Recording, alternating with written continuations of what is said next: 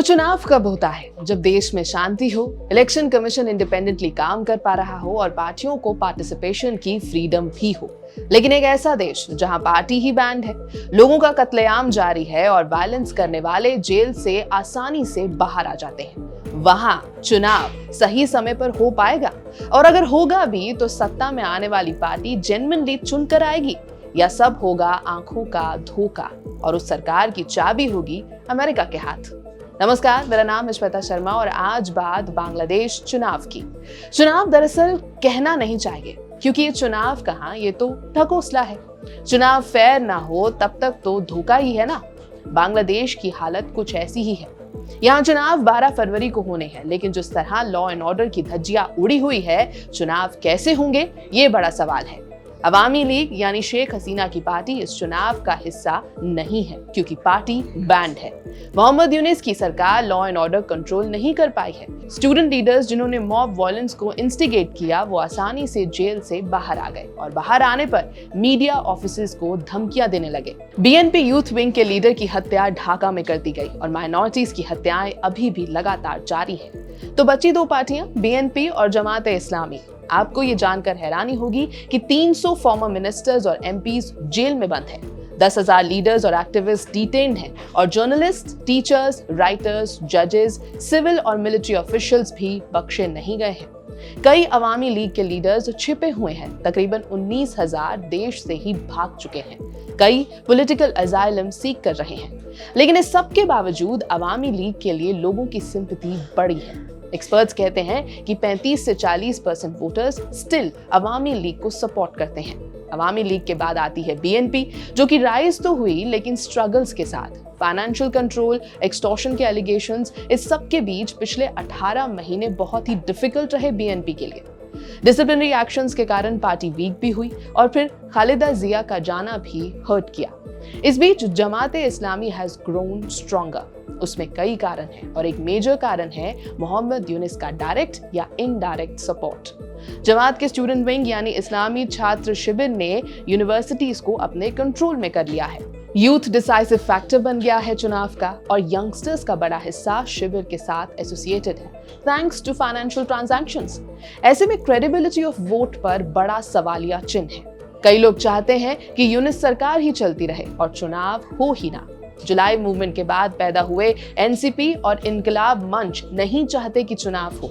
इन groups को मोहम्मद यूनिस के under violence से फायदा हुआ। अभी का सिस्टम इन लोगों को इम्यूनिटी प्रोवाइड करता है, वही इनका सेफ्टी नेट बन गया है और अब इस सब के चलते ये लोग काफी कंफर्टेबल हो गए हैं और चुनाव नहीं चाहते।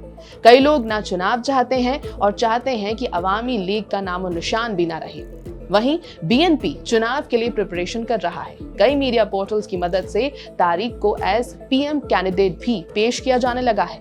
लेकिन यूनिस सरकार ढूंढ रही है मौका टू सस्पेंड इलेक्शंस। इसीलिए deaths, murders are still continuing in the state. 18 दिसंबर 2025 से अब तक यानी पिछले 24 दिनों में बांग्लादेश में हिंदुओं पर कुल 9 अटैक हुए। 12 जनवरी 2026 बांग्लादेश के फेनी डिस्ट्रिक्ट में 27 साल के Hindu auto rickshaw driver Samir Das की हत्या कर दी गई। लोकल रिपोर्ट्स के मुताबिक समीर रविवार शाम को ऑटो रिक्शा लेकर घर से निकला था, रात तक वापस नहीं आया। परिवार ने उसकी तलाश शुरू की और उसके बाद उनका शव मिला। 8 जनवरी 2026 सुनमगंज डिस्ट्रिक्ट में एक हिंदू व्यक्ति की हत्या कर दी गई। नाम था जॉय महापात्रो। परिवार का आरोप है कि एक लोकल रेजिडेंट ने पहले पिटाई की, उसके बाद उसे जहर खाने को मजबूर कर दिया।